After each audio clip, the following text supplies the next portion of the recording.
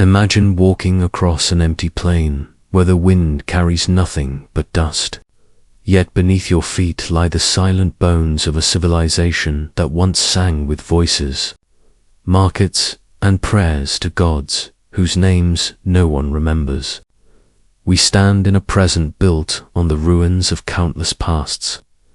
Yet many of those pasts are not written in books, not carved in stone, and not even remembered in whispers. They are the civilizations that vanished without a trace, leaving behind only fragments of pottery, half-buried walls, or sometimes nothing at all. What could erase an entire people from the canvas of history? Was it the slow gnawing of famine, the sudden strike of war, the creeping shadow of disease, or something stranger, something still beyond our grasp? Tonight, we begin a journey across time, across deserts, mountains, and forgotten coastlines, following the faint shadows of cultures that burned bright and then were swallowed by silence.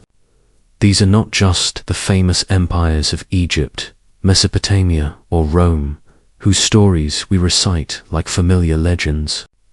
No, these are the others, the overlooked, the lost, the ones that history almost refused to remember.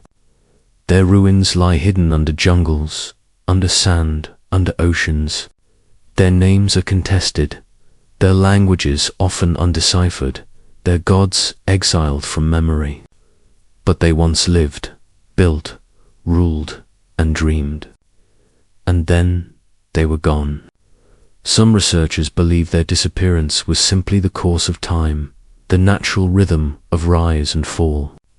Others suggest catastrophes, volcanic eruptions, shifts in climate, invasions from faceless enemies. And yet, there lingers the darker possibility that some civilizations were erased, deliberately wiped out by rivals, or perhaps even their own leaders. Their memory destroyed to ensure they would never rise again. As you listen, picture it. The smoke rising from temples now lost to the earth. The sound of children once playing in streets that no longer exist. The sudden quiet when the voices fall silent forever. Sit back, relax, and let yourself drift into that silence as we begin to trace the outlines of what has been forgotten. For the deeper we go, the more we will realize that history is not a straight line. It is a maze, filled with dead ends, false doors, and paths that vanish into nothing. And so, our first question stands: how does an entire civilization disappear, leaving behind only whispers in the dust? When we begin to study the lost civilizations of our world, a strange pattern starts to emerge, a rhythm, almost like the beating of a hidden drum, guiding rise and fall. Civilizations bloom like flowers, reaching out with trade, architecture, and ideas, only to wither when forces beyond their control press too hard against them. Imagine the sound of a marketplace, coins clinking, traders shouting, children weaving between stalls, spices carried on the wind. Then, with time, the sound fades.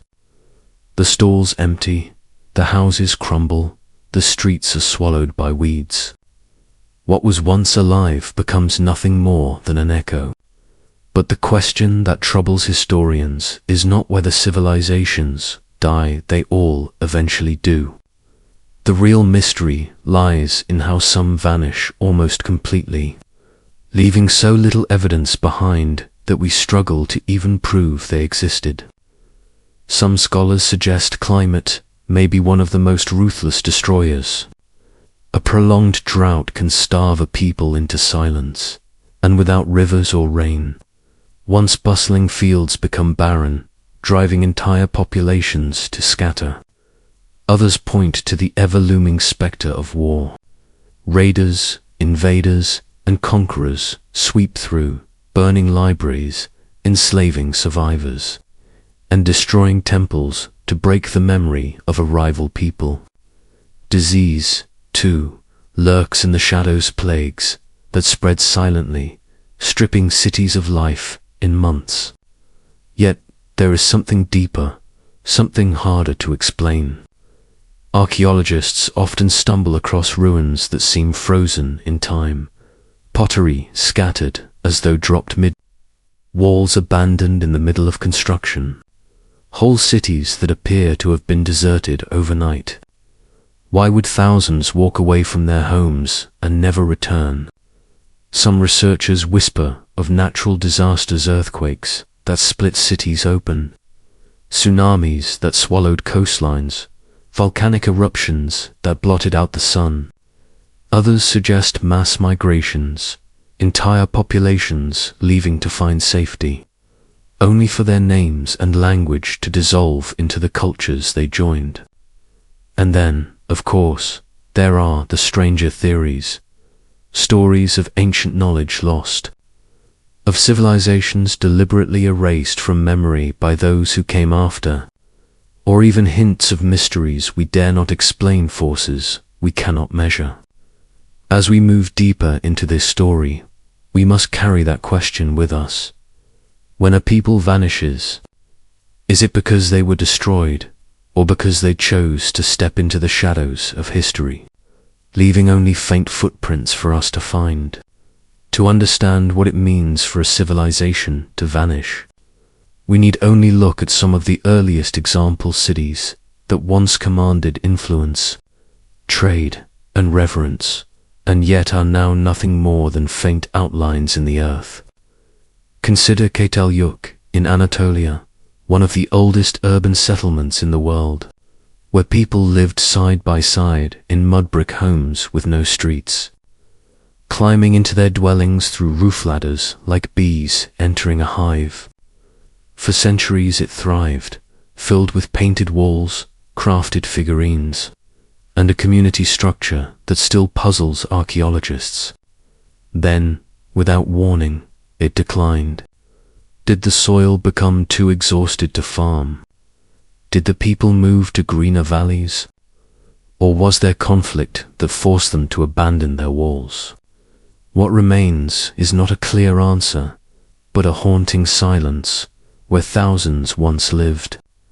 Then there is Mohenjo-Daro, the jewel of the Indus Valley civilization, with streets laid out in perfect grids, advanced drainage systems, and even evidence of public baths, city of order and sophistication. Yet around 1900 BC, it too faltered. Some researchers believe shifting rivers destroyed its agricultural base. Others point to signs of flooding or invasion. The truth remains buried beneath layers of dust and mystery. What makes these places so unsettling is not simply their ruin, but the way they disappeared from memory. Unlike Egypt or Mesopotamia, where stories and kings' names carried forward, these cities left almost no record of themselves. Their languages remain undeciphered, their rulers unknown, their gods unspoken. The stones remain, but the voice is gone. And when a voice is gone, it is as though an entire people were erased. Walking among these ruins today, one feels a sense of unease. The walls are low, the streets empty, but the ground holds the memory of countless lives. Archaeologists find beads, broken tools, fragments of statues, each one whispering of a hand that held it, a mind that shaped it, a culture that depended on it. Yet those whispers remain incomplete, scattered like ashes after a fire.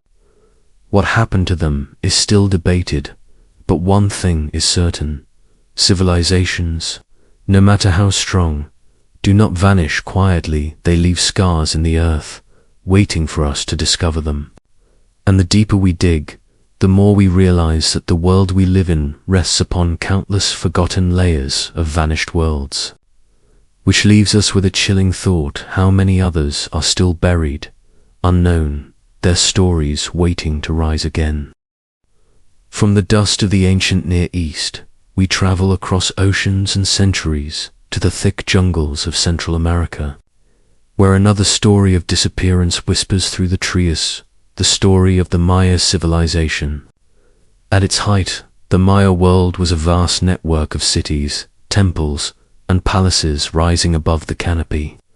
Their pyramids painted in brilliant reds and whites, their plazas filled with the voices of thousands. They mastered astronomy, mathematics, and timekeeping, carving their calendars into stone with such precision that they could predict eclipses and trace the movements of planets. Their glyphic writing told stories of kings and gods, victories and sacrifices. Yet by the 9th century AD, something happened. One by one, the great Maya cities of the southern lowlands Tekor, Copan, Palenque fell, silent. Stone stelae, once carved with histories of rulers, ceased to appear. Temples, once filled with incense and chants, were swallowed by vines. Entire populations seemed to melt away, leaving behind empty plazas and stairways leading to nowhere. Theories abound, and none tell the whole story. Some scholars point to ecological collapse. Centuries of over-farming may have stripped the land of fertility, while long droughts dried up water sources, making survival impossible.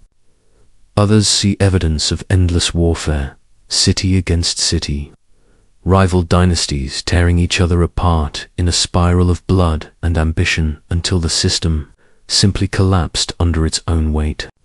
There are also signs of social unrest, perhaps rebellion against kings who demanded more tribute and labor than their people could give. Whatever the reason, the disappearance was not total. The Maya did not vanish as a people. They still live today, carrying fragments of their language, rituals, and traditions. But their great urban centers, the mighty cities that stood as testaments to human achievement, did vanish, leaving behind towering pyramids, now choked in green silence.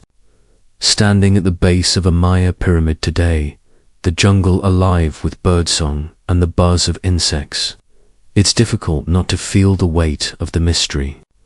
Who was the last priest to light a fire in these temples? Who was the last child to laugh in the courtyards before the Exodus? Why did they leave, and where did they go? The echoes of those unanswered questions ripple through every broken staircase, every moss-covered wall. And as we move forward, we must ask, how many other civilizations vanished in the same way, mysterious, and without leaving behind the reasons why? From the steaming jungles of Central America, we travel north to the dry mesas and canyons of the American Southwest, where another vanished civilization leaves its haunting mark. The ancestral Pueblans, once called the Anasazi, carved their world into stone, building sprawling settlements of sandstone and adobe that still cling to cliffsides, like the remnants of a forgotten dream. Places such as Mesa Verde and Chaco Canyon speak of a people who understood both the harshness and the beauty of the desert. Their homes were not simple huts, but vast, interconnected complexes with hundreds of rooms, kivas for ceremony, and intricate road systems stretching across the desert floor. For centuries, this culture thrived, farming maize and beans in dry soil, storing water in ingenious ways, and weaving a society deeply tied to both land and sky. Yet by the late 1200s AD, something shifted. Villages were abandoned, fields left untended, and the great stone cities emptied. The silence that followed lingers to this day. What happened here? Theories are many. Archaeological evidence suggests a period of prolonged drought struck the region, reducing harvests and pushing communities into scarcity. Some believe resource depletion over farming, cutting too many trees for building and fuel left the land unable to sustain its people. Others point to conflict, the remains of defensive structures hinting that neighbors turned against one another in a desperate struggle for survival. And there are deeper mysteries, cultural or religious shifts that may have driven entire populations to migrate elsewhere, carrying their traditions but abandoning the monumental cities. Today, descendants of the ancestral Pueblones still live in the region Hopi, Zuni, and other Pueblo peoples, keeping alive fragments of language, ritual, and memory. But the stone cities remain as hollow shells, echoing with questions. Standing inside one of these cliff dwellings, the wind whistling through empty rooms, one cannot help but wonder what the final days looked like. Did families pack hurriedly, leaving behind grinding stones and pottery in their rush to move? Did they depart with hope of better lands, or with despair at what they left behind? The ruins remain suspended in silence, a reminder that even the most resourceful and resilient societies can be undone by forces they cannot control. And as we leave the canyons behind, we are left with a sobering truth. Civilizations vanish, not only in the chaos of war or cataclysm, but sometimes in the quiet erosion of time, hunger, and change. Which leads us to ask what patterns link these disappearances across continents, and are they warnings for us today?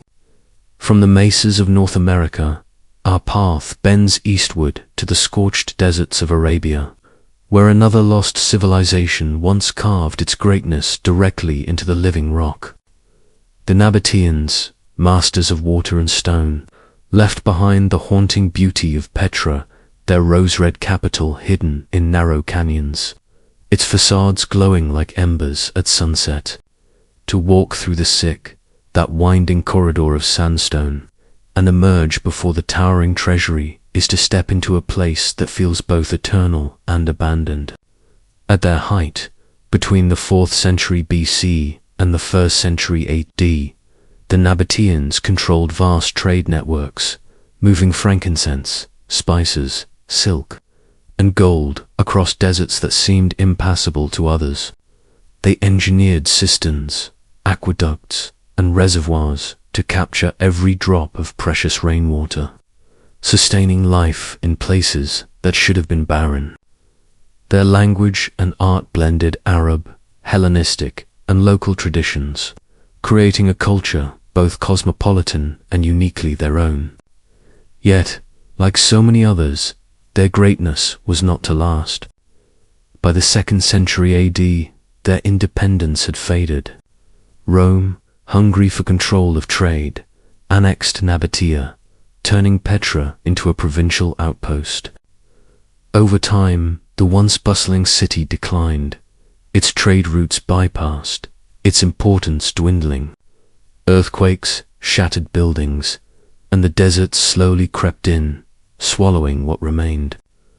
By the Middle Ages, Petra was little more than a legend whispered by Bedouins, a city of ghosts hidden in plain sight. It would not be revealed to the outside world again until the 19th century, when a Swiss explorer disguised as a pilgrim stumbled upon its gates. The mystery of the Nabateans lingers. How did a people so skilled in engineering, trade, and survival fade so completely? Some suggest assimilation, the Nabateans melting into the Arab tribes around them, their culture absorbed and their name forgotten. Others hint at economic shifts and natural disasters sealing their fate. And yet, the monuments remain, stubborn against time, their silence deeper than words. Standing before Petra's stone facades, one feels both awe and unease.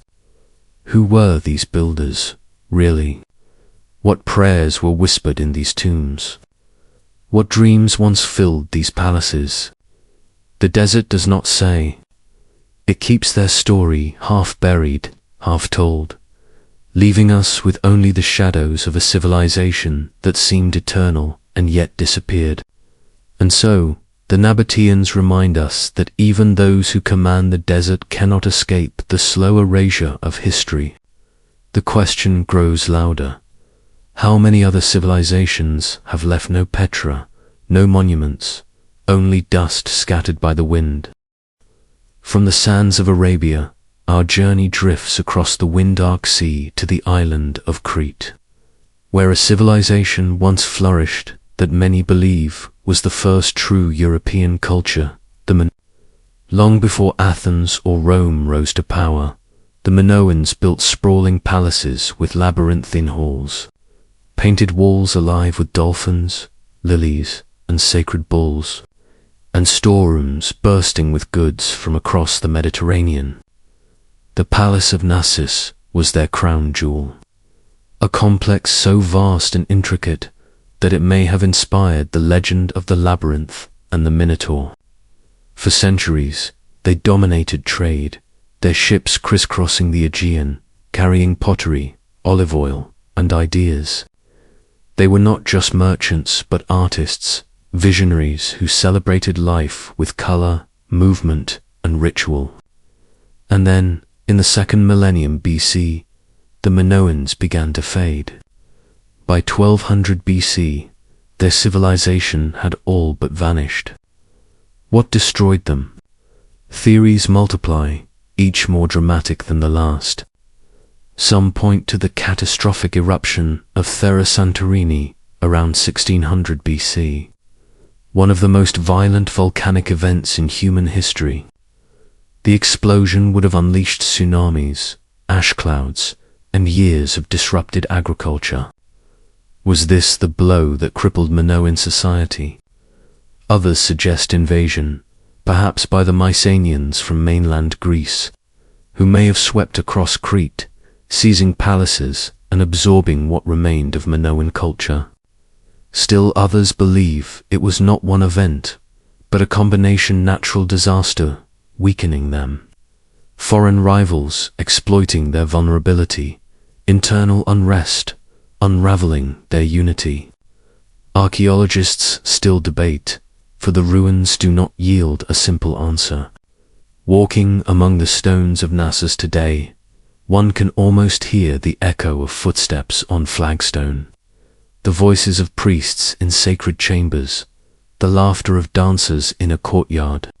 The frescoes still shine with life, yet the people who painted them are gone. Their language linear, undeciphered, their gods forgotten. Some whisper that their memory may have survived in myth, transformed into the stories of Atlantis told by Plato, civilization destroyed in a single day by earth and sea. Whether true or not, the Minoans remain one of history's great enigmas, a culture so vivid, so advanced, yet reduced to silence and ruin. Their disappearance leaves us wondering if even the most vibrant and innovative societies can fall so suddenly. How many others, less monumental, may have vanished without leaving even a legend to their name? In the shadow of the Minoans' collapse, another people stepped into dominance, the Mycenaeans, a warrior society from mainland Greece whose legends would echo through millennia. If the Minoans were artists and merchants, the Mycenaeans were conquerors. They built fortress-like palaces at Mycenae, Tiryns, and Pylos. Walls of massive stone blocks, so immense that later generations believed giants must have placed them. They filled their tombs with golden masks, weapons, and treasures, earning them a reputation for wealth as well as power. Unlike the undeciphered Linear A of the Minoans, the Mycenaeans left behind Linear B, an early form of Greek, offering us rare glimpses into their bureaucratic, militaristic world. Yet their true legacy is less in the clay tablets they left, and more in the stories that later poets told. For it was the Mycenaeans who fought the legendary Trojan War, immortalized by Homer in the Iliad, Agamemnon, Achilles, Odysseus. Whether they were men of flesh and blood or heroes of myth, their names belong to this age. The Mycenaeans thrived between 1600 and 1100 BC, building alliances, waging wars, and extending their influence across the Aegean. But their power, like so many before them, was not eternal. By 1200 BC, the palaces burned. Archaeology reveals layers of destruction, toppled walls, and abandoned cities. Was it foreign invasion, perhaps by the mysterious sea peoples who swept across the Mediterranean wreaking havoc? Was it internal revolt, peasants and slaves rising against their kings? Or was it a slow breakdown of trade networks, famine, and climate shifts that made survival unbearable? No single answer satisfies, and the truth may be a combination of all. Their downfall ushered in what historians call the Greek Dark Ages, a period where literacy disappeared, monumental buildings ceased, and memory dissolved into legend. Yet from that darkness came myth, and from myth came identity. The Greeks of later centuries looked back at the Mycenaean Age not as a time of collapse, but as a heroic golden age. The ruins of their palaces became the homes of gods and demigods, their battles the fabric of epic poetry, their kings elevated into symbols of glory and tragedy. What is most striking is how myth preserved what history nearly erased. Though their palaces crumbled, their names lived on, carried by song, until one day Homer's verses turned their memory into immortality. The Mycenaeans remind us that even when civilizations fall into ruin, stories can preserve their essence longer than stone ever could, far from the Mediterranean, on the fertile floodplains of the Indus River.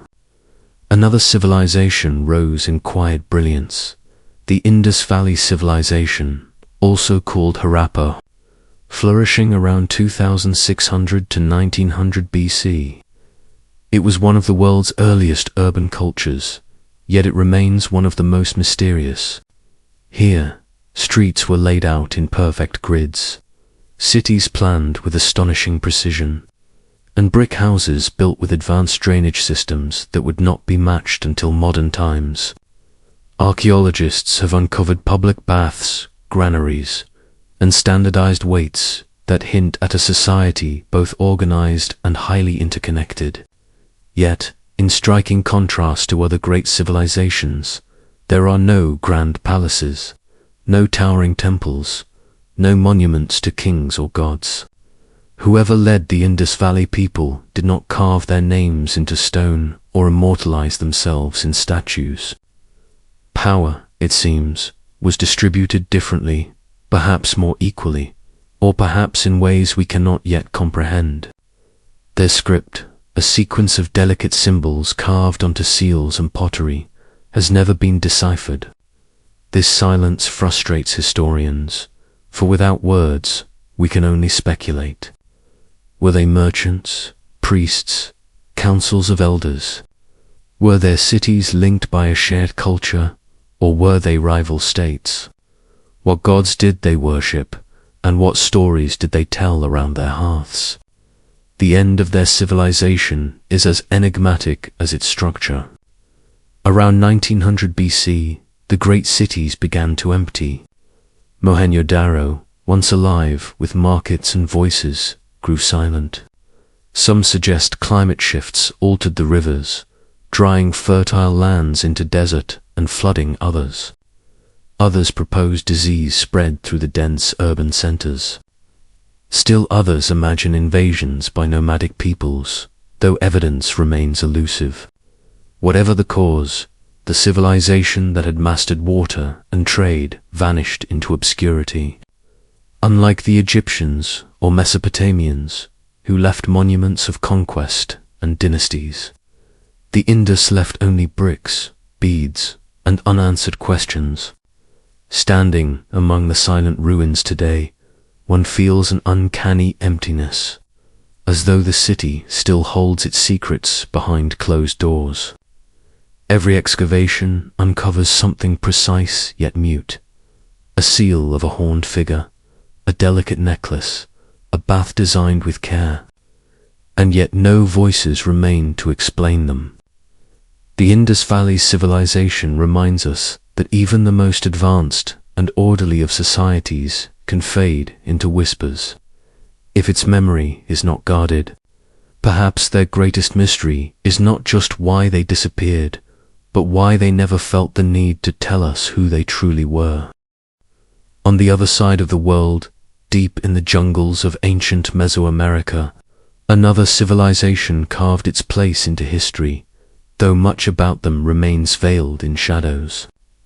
The Olmecs, often called the mother culture of Central America, flourished around 1200 BC along the Gulf Coast of what is now Mexico. Their world was humid, green, and alive with rivers that carried both fish and fertile soil. Yet, for all the richness of their environment, it is not their agriculture or settlements that leave the strongest impression, it is their monuments. Towering heads of stone, some weighing over 40 tons, with stern, watchful faces and expressions of calm power, scattered across the land like guardians of a forgotten age. Each colossal head is unique, detailed with helmets, lips pressed firm, eyes carved deep, suggesting individuals of status, perhaps rulers, perhaps warriors, perhaps gods in human form. But who these faces belong to remains unknown, for the Olmecs left no deciphered written record. Like silent sentinels, the heads demand explanation yet offer none. Archaeologists have unearthed evidence of complex society ritual centers, intricate jade carvings, early ball courts, and possible links to later Mesoamerican practices such as bloodletting and pyramid building.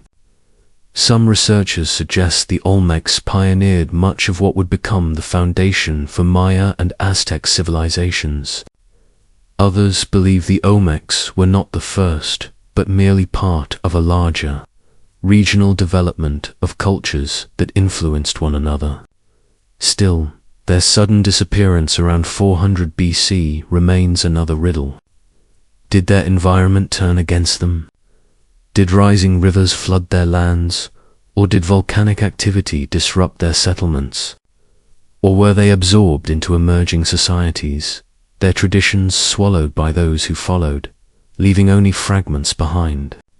To wander where the Olmecs once thrived is to feel a peculiar weight, as though those giant stone faces still watch, holding secrets of rituals, myths, and rulers whose names are lost forever. The sheer effort required to move and carve these stones speaks of organized labor, powerful leadership, and cultural ambition. Yet, without words, their story hovers just beyond our grasp. Some theorists push further into speculation, whispering of foreign influences, of knowledge arriving from distant lands, even of otherworldly inspiration behind those carved faces. But whether one believes in mystery or method, the truth remains elusive. The Olmecs remind us of history's fragility. A great people can sculpt monuments meant to last eternity, and still, their names and voices can vanish into silence, leaving only the eyes of stone to speak for them in the arid landscapes of the Arabian desert, where survival itself feels like defiance. Another lost civilization carved its name literally into stone. The Nabateans, a nomadic people who rose to prominence around the 4th century BC, built their wealth not on fertile fields or vast armies, but on something far more fragile: trade. They were masters of the desert, guiding caravans laden with frankincense, spices, silk, and gold across unforgiving sands, connecting Arabia, Egypt, and the Mediterranean world. Their greatest achievement still stands today, dazzling anyone who steps into its shadow. Petra, the rose-red city, half as old as time. Imagine walking through the Sikh, a narrow canyon of towering cliffs, until the path suddenly opens and reveals Al-Khazna, the treasury, its grand facade carved directly into the rock, columns and statues gleaming pink under the desert sun. It feels almost impossible, as though humans could not have shaped such a vision in such a place. Petra was not just beautiful, it was functional. The Nabateans engineered an advanced water management system, channeling and storing water with remarkable precision, allowing life to bloom in one of the driest places on earth.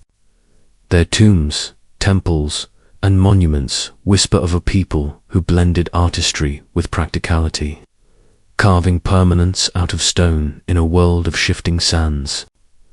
And yet, for all their brilliance, the Nabateans, too, slipped into history's silence. By the 2nd century AD, they had been absorbed into the Roman Empire.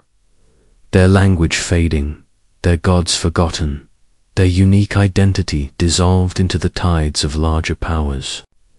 Why did they vanish so completely? Some argue it was because Rome redirected trade routes, starving Petra of its lifeblood. Others believe it was a gradual merging with surrounding cultures, a blending so thorough that the Nabateans ceased to exist as a distinct people. What remains is the stone temples, tombs, and water channels that refuses to crumble, holding the memory of a people whose voices are gone. Standing in Petra today, among facades carved into cliffs, one can almost hear the faint echo of caravan bells and traders' calls carried on desert winds. The Nabateans remind us that a people can master the harshest environment, leave monuments that defy time, and still fade into the folds of history, proof that even stone cannot preserve identity forever. And yet, each column, each carved face, seems to ask the same question. How could something so great simply disappear? Across the misty hills and river valleys of Iron Age Europe, a civilization rose that left behind not monumental cities or vast empires, but instead a legacy of myth, mystery, and scattered fragments of culture. The Celts, stretching from Ireland to Gaul, from the British Isles to the edges of Anatolia, were not a single people but a collection of tribes united by language, art, and spirituality. To the Romans, they were fierce warriors with painted bodies and haunting battle cries. But beneath this image lay something more complex, a society deeply connected to nature, guided by druids, and woven with intricate art and oral tradition. Unlike the Egyptians or Mesopotamians, the Celts left almost no written record of themselves. Their laws, histories, and spiritual teachings were spoken, carried from generation to generation through memory and song. This oral tradition gave their culture a fluidity, but it also made them vulnerable. When conquest came, much of their identity evaporated into silence. The Celts built no great empire, yet their settlements, hill forts, sacred groves, and ritual sites dotted the landscape of Europe. They worshipped gods linked to rivers, forests, and the cycles of life, believing the natural world to be alive with spirit. Their art, twisting patterns of spirals and knots, speaks of a worldview where everything flowed into everything else. But as Rome expanded, the Celts found themselves crushed under the weight of an empire that sought to erase difference. Julius Caesar's campaigns in Gaul did not just conquer territory. They broke a culture, scattering tribes, silencing druids, and assimilating survivors into the Roman way. Yet the Celts did not vanish all at once. In remote corners of Ireland, Scotland, and Wales, echoes of their traditions endured, woven into folklore and myth. The stories of heroes like Suchulainn, of magical otherworlds and fairies, of sacred kingship and prophecy, of a people who once stretched across half a continent. The mystery of the Celts is not so much that they disappeared without a trace, but that they dissolved into others, leaving behind fragments rather than ruins, memory rather than monuments. Today, when we hear tales of druids in oak groves, of stone circles aligned with the stars, or of warriors charging into battle with painted skin. We are hearing the ghost voice of a civilization that chose the spoken word over the written one. Their silence in stone is deafening, but their spirit lingers in legend. And it raises a haunting thought. How many other cultures, unrecorded, may have lived and vanished, leaving behind nothing but stories carried on the wind? In the heart of Southeast Asia, hidden for centuries beneath thick walls of jungle, lies the legacy of a civilization that rose in splendor and then seemed to dissolve into the trees. The Khmer Empire, flourishing from the 9th to the 15th century, was once the most powerful kingdom of the region, its capital at Angkor, stretching across hundreds of square miles. Here stood vast temples, reservoirs the size of lakes, and avenues lined with stone guardians. Most famous of all was Angkor Wat, the largest religious monument in the world, a structure so precise in its alignment with the cosmos that even today it leaves visitors stunned. The Khmer were master engineers, channeling rivers and rains through a system of canals and reservoirs that sustained millions. Their cities were alive with ritual, music, and the movement of countless people. Yet, despite this grandeur, their civilization fell into decline, and the jungle reclaimed their cities, roots breaking through stone, vines wrapping round towers, leaving only silence where once processions of kings and priests had walked. Why did such a mighty empire fall? Historians offer theories. Some point to climate change, a pattern of severe droughts followed by flooding that overwhelmed even their sophisticated waterworks.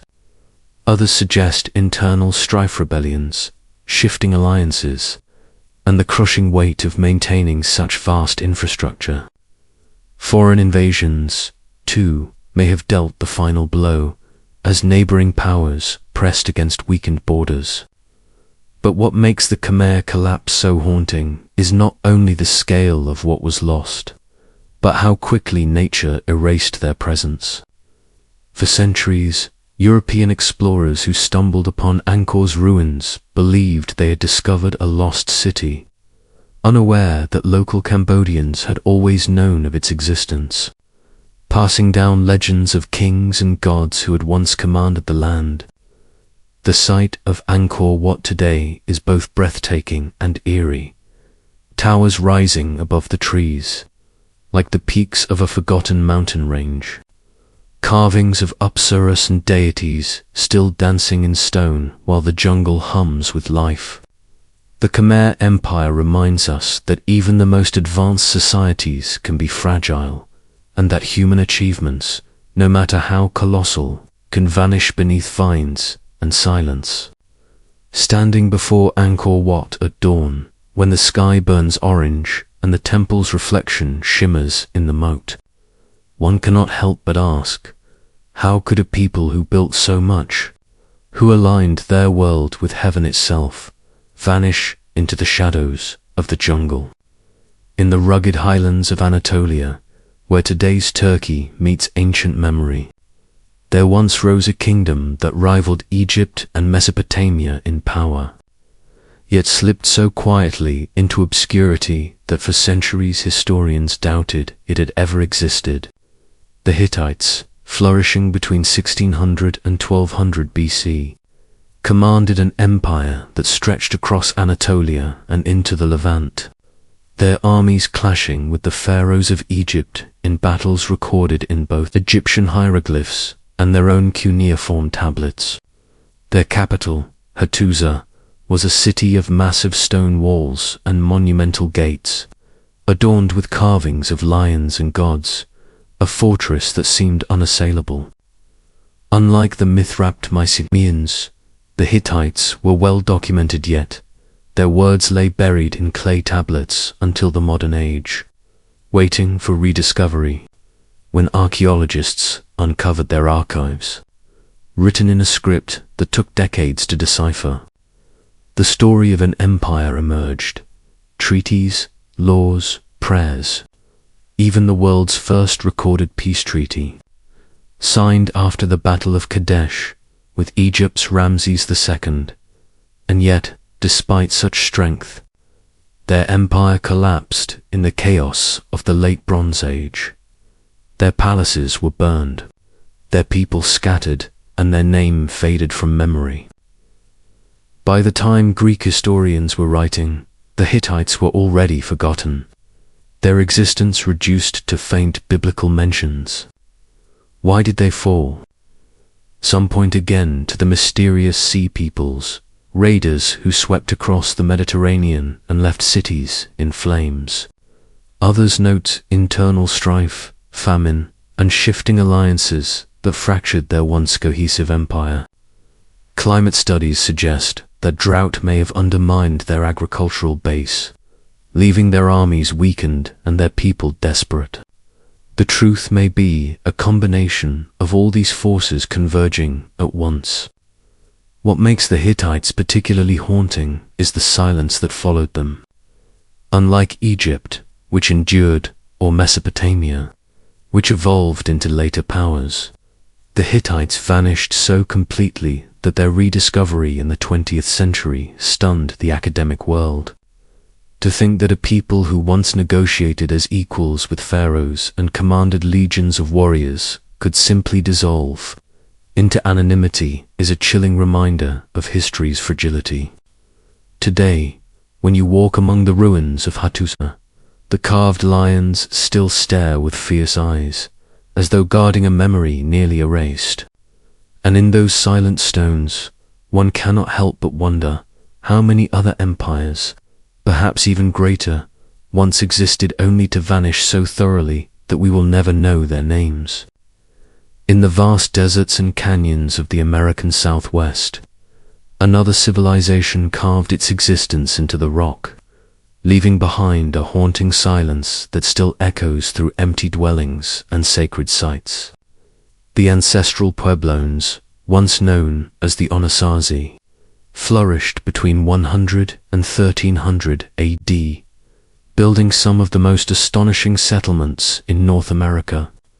Their homes were not simple huts or scattered camps. They constructed great houses of stone, some rising 4 stories high, with hundreds of rooms aligned to celestial events. The most famous of these is Chaco Canyon, a sprawling cultural and ceremonial center in present-day New Mexico. Here, massive stone structures were laid out with precision, connected by straight roads that stretched across barren landscapes, as if guiding travelers not only across land but toward the stars themselves. Further north, in the cliffs of Mesa Verde, entire villages were tucked into sheltered alcoves, blending human life seamlessly into the rock. These spaces, perched high and hidden, offered protection but also a sense of mystery, as though the people who built them sought closeness to both earth and sky.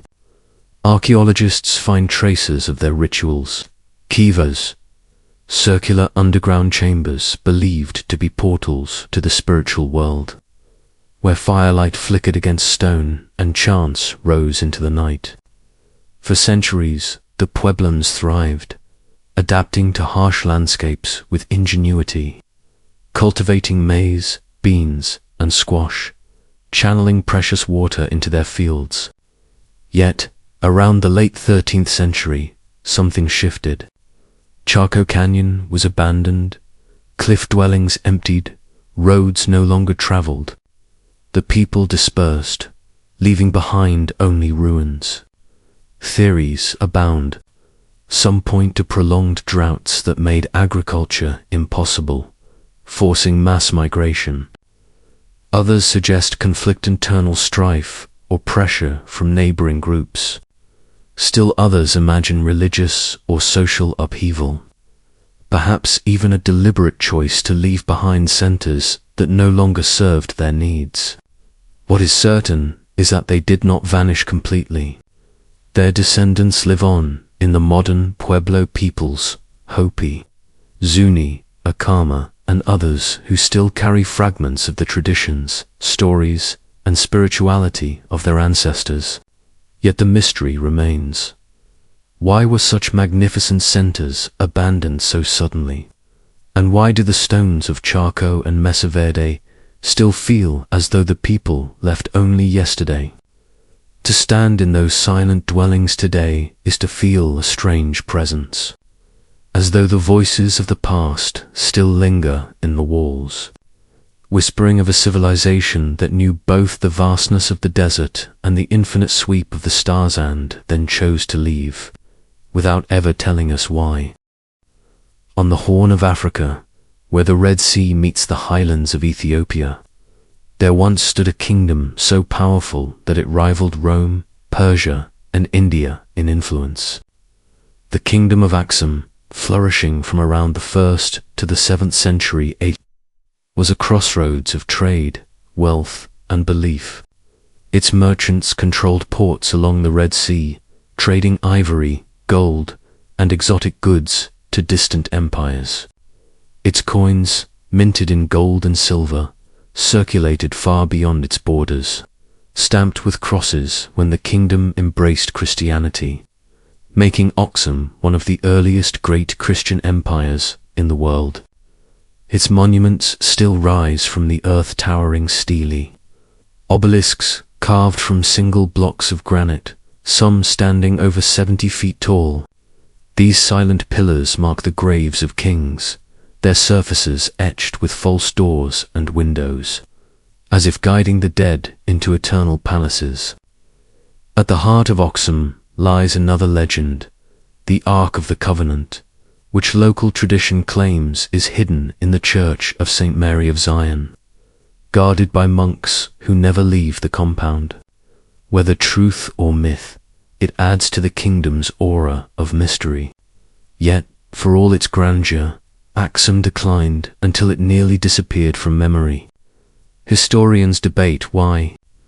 Some point to shifting trade routes after the rise of Islam, which diverted commerce away from the Red Sea and starved Aksum's economy. Others suggest environmental degradation and deforestation, soil exhaustion, and drought that weakened its agricultural foundation. Perhaps internal conflicts or invasions hastened its decline, as enemies pressed against weakened borders.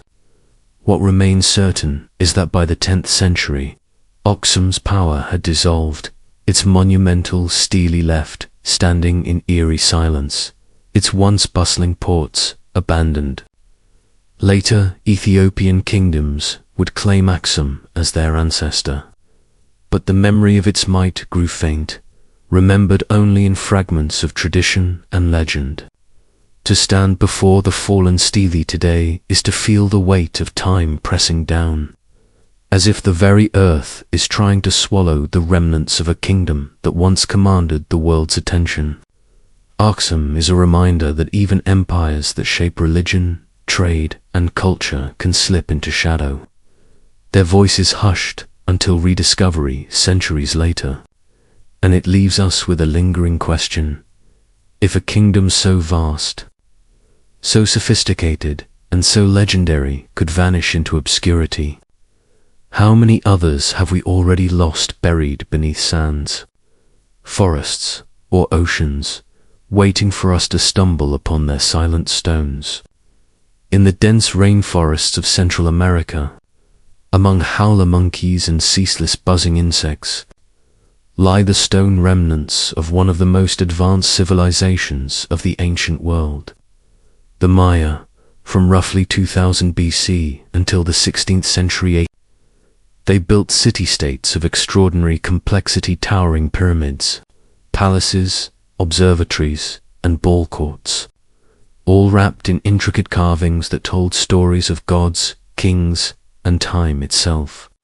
Their city-stickle, Palenque, Copan, Calakmul rose like islands of stone above the jungle canopy, centers of both spiritual and political power.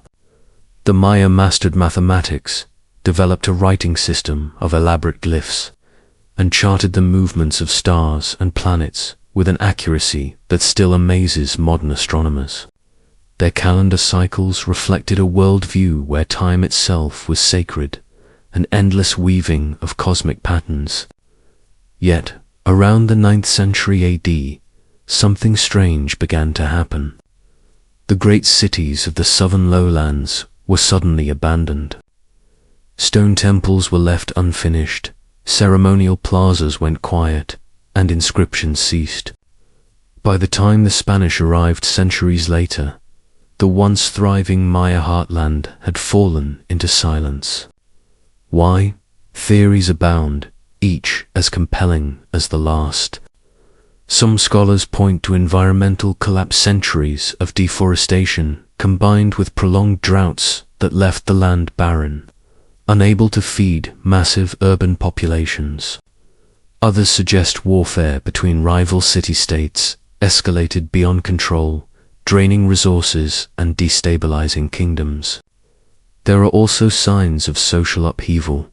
Perhaps commoners, burdened by heavy demands for labor and tribute, turned against their rulers, abandoning ceremonial centers in favor of smaller, rural survival.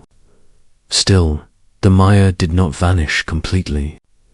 Their descendants live on today in millions across Mexico, Guatemala, Belize, and Honduras, carrying languages, rituals, and traditions that trace back to their ancestors. Yet the mystery of the classic Maya collapse endures because of the suddenness with which grandeur gave way to emptiness. To wander through Tikal now, with its temples still piercing the canopy and its plazas filled only with the calls of tropical birds, is to feel the weight of that silence. It is as though the jungle itself closed its green curtain over the stage of history, leaving only stone as testimony. The Maya remind us that civilizations are not immortal, no matter how brilliant their achievements. Their fall lingers as one of the greatest riddles of human history, raising the question, what hidden fragility lies within even the most advanced societies, waiting for the moment when silence overtakes stone? Far out in the Pacific Ocean, separated from any major landmass by thousands of miles of sea, lies a small volcanic island known to its inhabitants as Rapa Nui, and to the outside world as Easter Island. Here, a civilization once thrived in isolation, building one of the most haunting legacies on Earth, the Moai. Colossal stone statues with elongated faces and solemn gazes, some towering over 30 feet high.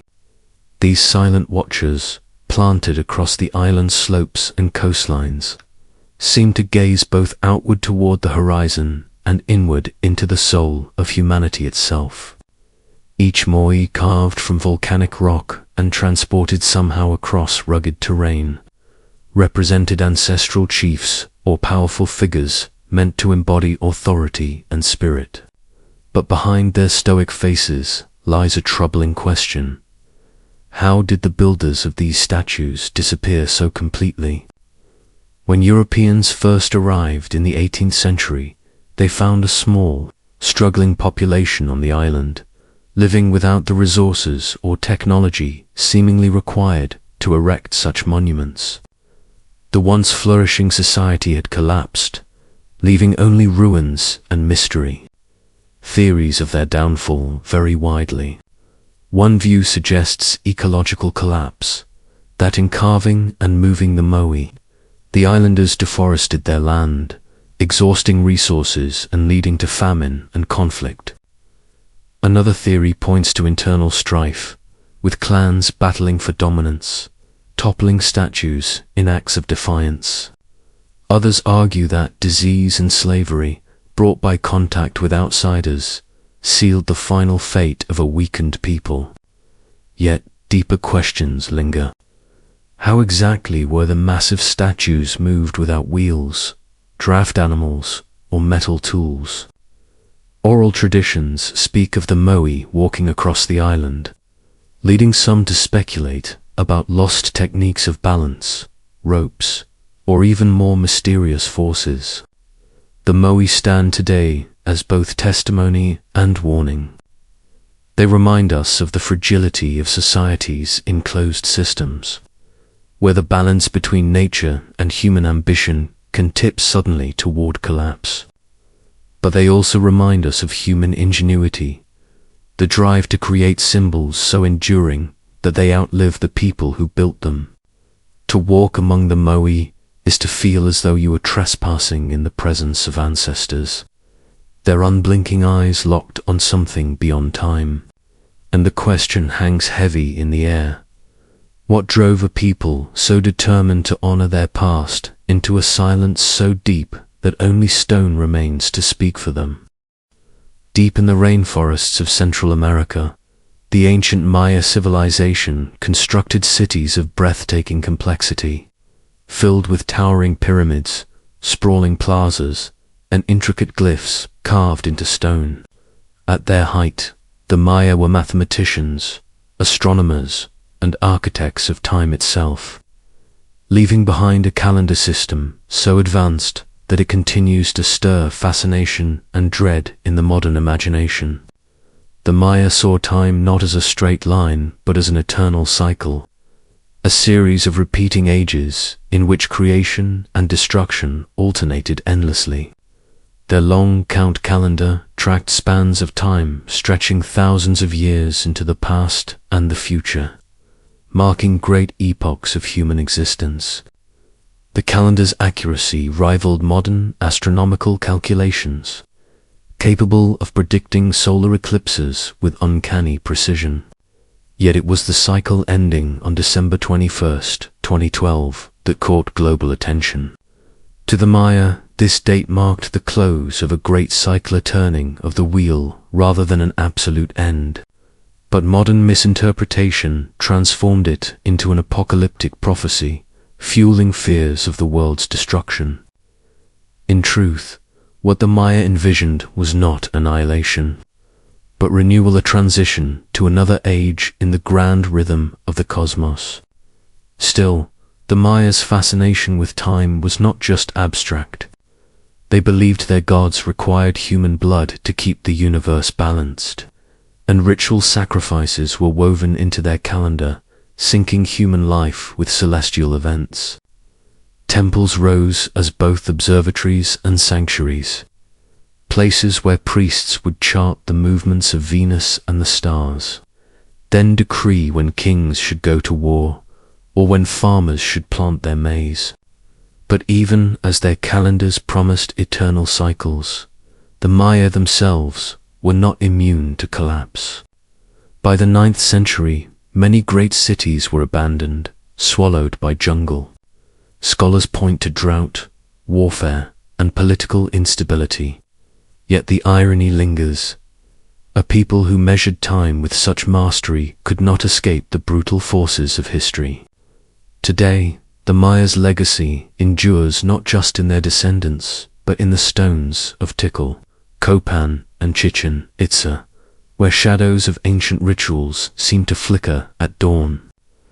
Their obsession with time forces us to confront our own place in the universe, to question whether civilizations rise and fall not by chance, but by cycles we cannot yet perceive. The Maya whisper to us across centuries, everything is part of a greater rhythm, and even endings are only beginnings disguised. Travel now to the vast plains of South Asia, where rivers once carried life-giving water to one of the most enigmatic civilizations ever to exist, the Indus Valley Civilization. Flourishing more than 4,000 years ago, it stretched across what is now Pakistan and northwest India, rivaling Mesopotamia and Egypt in scale, yet cloaked in silence. Its people built cities with striking order and precision, streets aligned in perfect grids, homes connected to advanced drainage systems, and massive granaries ensured food security.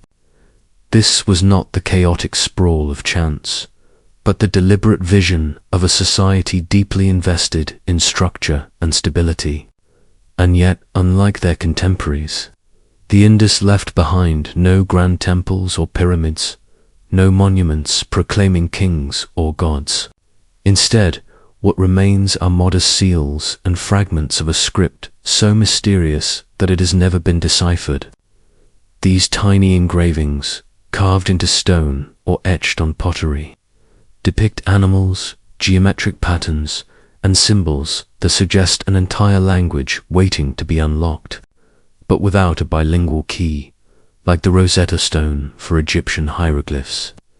The Indus script remains silent, its people unable to tell us who they were, what they believed, or why they vanished.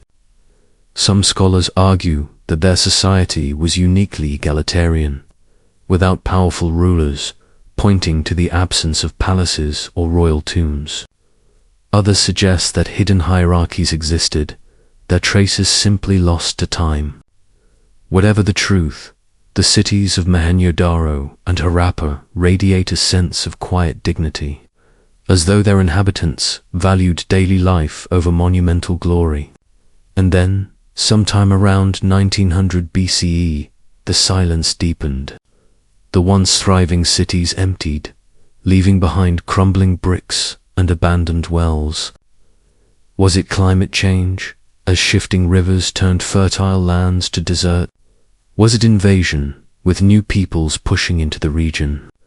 Or was it simply the slow unraveling of a complex system collapsing under its own weight? No one knows for certain. What we do know is this: a civilization of millions, advanced in ways still unmatched, vanished almost without a trace. Their undeciphered script is perhaps the greatest wound of all, a locked door keeping us from understanding their thoughts, their gods, their fears, and their dreams. As we stare at these symbols, we are reminded of how fragile memory is, how entire worlds can dissolve into silence, leaving only whispers carved into stone. The Indus people seem to ask us a haunting question. If your civilization fell tomorrow, what would remain to tell your story? On the misty Gulf Coast of Mexico, long before the rise of the Maya or the Aztec, another civilization carved its place into history and then vanished into shadows. The Olmecs, often called the mother culture of Mesoamerica, flourished between 1200 and 400 BCE, yet today their presence lingers only in fragments, mounds swallowed by jungle, jade figurines buried in forgotten earth, and above all, the colossal stone heads that stare out with unblinking, eternal eyes. Each of these massive heads, some weighing up to 40 tons, was carved from basalt and transported from distant quarries without wheels or beasts of burden. Their faces are strikingly human, with fleshy cheeks, broad noses, and helmets that hint at warriors or ball players. Were they portraits of rulers, immortalized in stone, or guardians watching over sacred sites? Some researchers believe they represent a lineage of leaders whose memory the Olmecs refused to let time erase. Others suggest they are part of a deeper religious or cosmological system, their gaze fixed not on mortals but on gods. The Olmecs gave the world more than art. They left behind the earliest evidence of the Mesoamerican ball game, ritual bloodletting, and perhaps even the calendar systems later refined by the Maya. Their influence seeped into future cultures, like roots spreading underground, shaping religions, myths, and societal structures that endured for centuries. And yet, despite their impact, the Olmecs themselves remain a riddle. We do not know what they called themselves, nor have we deciphered their symbols enough to read their thoughts. Around 400 BCE, their great centers San Lorenzo, La Venta, Tres, Zapotes fell silent. The cause of their decline is debated. Was it shifting rivers that destroyed farmlands, internal strife that shattered unity, or the relentless hand of time itself? Strangely, their descendants carried forward Olmec traditions without preserving the name. a people who taught others how to build cities, worship gods, and measure time were themselves consigned to anonymity. The colossal heads endure, their stone expressions unchanging, as if they alone remember a civilization erased by history. Standing before one, you feel the weight of forgotten time pressing down. A reminder that greatness does not guarantee remembrance. The Olmecs ask us not only who they were, but whether even we builders of cities, wielders of knowledge, will one day become just as silent, known only by the fragments we leave behind. Their heads stare into eternity, daring us to answer. Across the rugged highlands of Anatolia, in what is now modern-day Turkey, there once rose an empire so vast, so powerful, that it rivaled Egypt and Mesopotamia. The Hittites, masters of war and diplomacy, carved their kingdom into stone and steel more than 3,000 years ago. They controlled trade routes, clashed with pharaohs, and forged the world's first known peace treaty after the bloody Battle of Kadesh against Ramses II. Yet, for centuries after their fall, their very existence was forgotten, erased so thoroughly from human memory that until the late 19th century, historians doubted they had ever been real. Imagine that Tan empire of kings, armies, and scribes, gone so completely that it became a ghost story whispered in biblical texts. Their capital, Hattusa, rose from the Anatolian hills with walls stretching 6 kilometers, gates adorned with lions and sphinx, and archives filled with cuneiform tablets that told of laws, prayers, treaties, and myths. They were iron workers before iron was common, harnessing the strength of metal that would later change the course of civilizations. Yet their brilliance was matched by their fragility. By 1200 BCE, in the turmoil of the late Bronze Age collapse, their empire crumbled. Cities were burned, records lost, and Hattusa abandoned to the winds. Was it famine, drought, invasion by the mysterious sea peoples, or the slow erosion of power through rebellion and betrayal? Scholars still debate, but the silence of their ruins suggests a swift and brutal end. For centuries afterward, the Hittites lived only in faint biblical references, described as a people of the land, until archaeologists uncovered tablets in the 20th century that revealed their forgotten history. Suddenly, the shadows of an empire emerged, treaties written in careful cuneiform, myths echoing stories of gods later adopted by Greeks, and laws that reveal a society both strict and pragmatic. They were not merely footnotes, they had shaped the ancient world, only to be erased by it. The Hittites teach us how fragile memory can be, how the greatest powers can fade so completely that even their names are stripped away. Today, walking among the shattered stones of Hattusa, one feels both awe and unease. The lions carved into gateways stare silently, as if remembering the glory of kings no one alive recalls. Their empire asks us the oldest question of history: how long before our own stories, too, are swallowed by silence, and who will one day rediscover the traces we leave behind? On the island of Crete, surrounded by the restless waves of the Mediterranean, there flourished a civilization both dazzling and mysterious. Rising around 2000 BCE, they built palaces unlike any the world had seen, sprawling complexes with twisting corridors, grand staircases, and vibrant frescoes painted with dolphins, dancers, and priests in flowing garments. Their greatest center, Knossos, was so vast and intricate that later Greeks believed it was the inspiration for the labyrinth, the mythical maze where the Minotaur lurked. But the Minoans were not monsters, they were artists, sailors, and traders who connected Egypt, Mesopotamia, and Greece through networks of commerce and culture. They worshipped goddesses linked to fertility and nature, and their frescoes suggest a society in which women held unusual prominence. Their images standing proudly beside kings and priests. The air of Nasus must once have been alive with the scent of oils, the clamor of markets, and the sound of footsteps echoing through endless corridors. Yet even within this vibrancy, shadows linger. The Minoans left behind a script known as Linear A, one of the great undeciphered mysteries of the ancient world.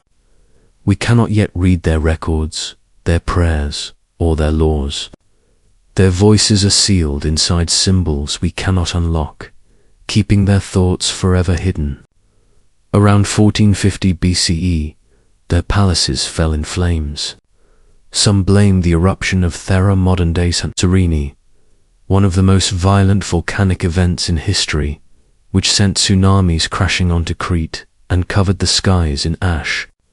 Others argue it was conquest by rising Mycenaean Greeks, who absorbed Minoan culture into their own. Perhaps it was both nature's fury weakening a proud people, and foreign armies finishing the ruin. Whatever the cause, the Minoans vanished, their legacy remembered only in myth.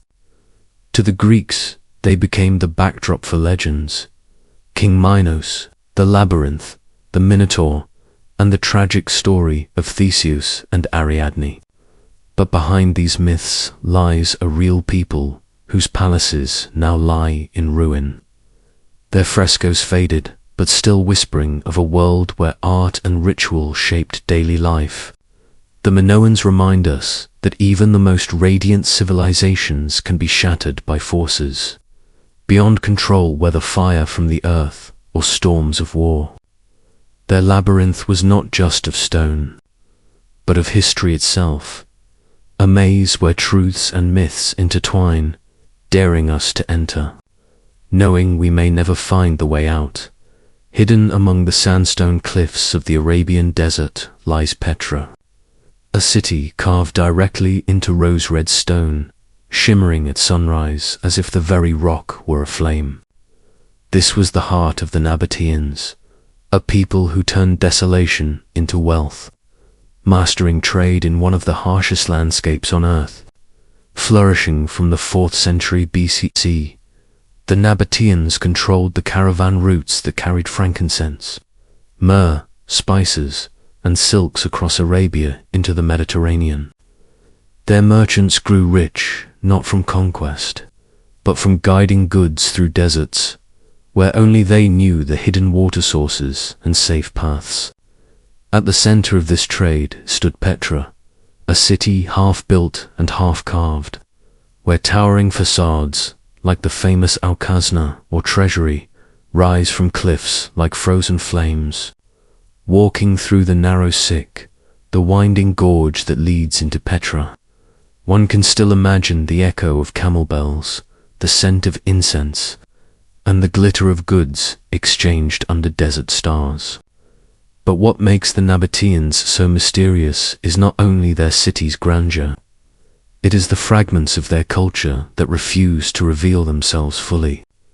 Their script, related to early Arabic, survives in graffiti and inscriptions. Yet much of their inner life, their rituals and beliefs, remain obscure. They worshipped a blend of deity, the god of the mountains, and Al-Uza, a goddess of might, but their religion feels like a mosaic, influenced by neighbors from Mesopotamia, Egypt, and Greece. The Nabateans seem to thrive on blending, borrowing, and reshaping, yet their identity remains elusive. By the 2nd century CE, Rome absorbed Petra into its empire, and though the city continued for a time, the lifeblood of caravan trade shifted elsewhere. Slowly, Petra fell silent, abandoned to the winds and sands. For centuries, its very existence became a rumor until European explorers rediscovered it in the early 19th century, guided by whispers of a lost city in the desert. Today, Petra is hailed as one of the wonders of the world, but it is also a riddle carved into stone. How did a people rise from obscurity to build such marvels, only to fade so quietly that their memory nearly vanished?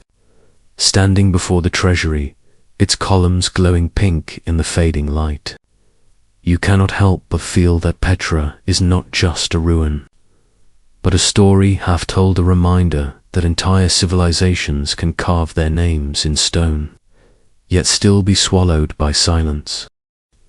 In the rolling hills of Eastern Europe, across what is now Ukraine, Moldova, and Romania, archaeologists uncovered traces of a civilization that rewrote what we thought we knew about the ancient world. The Cucutini-Trapelia culture, flourishing between 5,500 and 2,750 BCE, built settlements that were far larger than most cities of their time, with some housing populations of up to 15,000 people. Imagine that while Egypt's pyramids were yet unimagined, while Mesopotamia was still finding its footing, the Tripolians had already created vast settlements with concentric rows of houses, streets planned with care, and communal spaces that hinted at sophisticated social organization. But unlike later civilizations, their structures were made almost entirely of clay homes, temples, storage buildings, all carefully plastered and painted with spirals, geometric designs, and flowing patterns that seemed to echo the rhythm of nature itself. Their pottery, often adorned with hypnotic swirls in red, black, and white, suggests a culture where art was woven into daily life, not reserved for the elite. What makes the Cucutini-Trapelia especially fascinating, however, is their ritual of destruction. Every 60 to 80 years, entire settlements would deliberately burn thousands of houses reduced to ash and clay fragments. Some researchers believe this was a form of renewal, a way of closing one cycle before beginning another. Others suggest it may have been tied to spiritual beliefs, the fire serving as a purification ritual, transforming their homes into offerings for gods we no longer know. And then, just as suddenly as they appeared, this culture vanished. Around 2750 BCE, the great settlements emptied. Theories abound. Perhaps they succumbed to climatic shifts, their farmlands collapsing under strain. Perhaps nomadic tribes from the steppe invaded, bringing with them new languages and ways of life. Or perhaps the burning ritual that had once been renewal became unsustainable, consuming resources faster than they could be replaced. Today, what remains are fragments, broken pottery, clay figurines of women with exaggerated features, charred remains of once thriving villages. These relics whisper of a people who saw cycles everywhere, in fire, in time, in life itself. Yet they are silent on why their own cycle ended. To walk among the excavated remains of a Tropilian settlement is to feel the weight of both presence and absence. A vast city of clay, once full of voices, now only earth and silence. Their story leaves us with a haunting question. Is civilization itself nothing more than a fragile house of clay, destined to one day return to dust? In the stark landscapes of the American Southwest, where red rock canyons stretch endlessly under burning skies, the ancestral pueblans once called the Anasazi built cities that defied imagination, carved directly into cliff sides or rising from the desert floor. Their dwellings cling to stone as if suspended between earth and sky. The most famous of these, Mesa Verde in Colorado and Chaco Canyon in New Mexico, reveal a people who thrived in a land where survival seemed nearly impossible. Their homes were not small shelters, but sprawling complexes of hundreds of rooms, connected by ladders, plazas, and ceremonial chambers known as circular underground spaces used for rituals and storytelling. From a distance, the cliff palaces seem almost otherworldly-like, fortresses hanging in silence, watching the horizon. But the ancestral Pueblones were more than architects of stone. They were astronomers, tracking the movements of the sun and moon with a precision that allowed them to align their structures with solstices and equinoxes. Chaco Canyon, in particular, functioned as both a ceremonial center and a cosmic observatory, where the rising sun would pierce carved markers on sacred days, connecting earth and sky in a timeless rhythm. Yet, by the late 13th century, these great cities were abandoned. The reasons remain uncertain, wrapped in the silence of the desert. Some scholars point to prolonged droughts that drained crops and water sources, making life unsustainable. Others suggest internal conflict or pressures from migrating tribes. And still others believe the Pueblones deliberately left, guided by spiritual teachings that demanded they follow cycles of movement rather than remain fixed. Whatever the cause, the sight of empty cliff dwellings echoes with haunting questions. Why did they leave homes so carefully built, places that must have taken generations to construct? Today, their descendants, the modern Pueblo peoples, still carry fragments of this legacy. Their traditions echoing the stories of ancestors who lived in harmony with sky, stone, and desert. For them, these places are not abandoned ruins but sacred reminders, alive with the spirits of those who came before.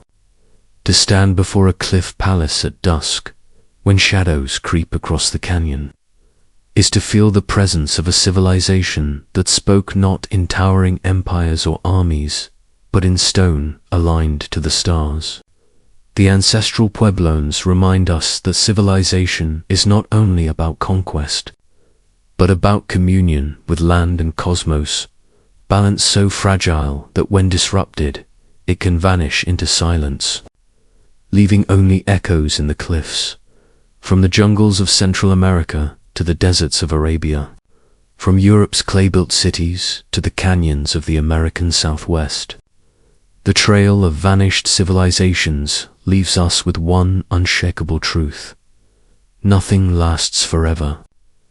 The Maya, Indus, Olmecs, Hittites, Minoans, Nabateans, Tropilians, Pueblones all rose with brilliance, each mastering something unique: astronomy, trade, art, architecture, or ritual. Yet all of them, no matter how mighty or ingenious, eventually collapsed into silence, their voices carried away by time's relentless current.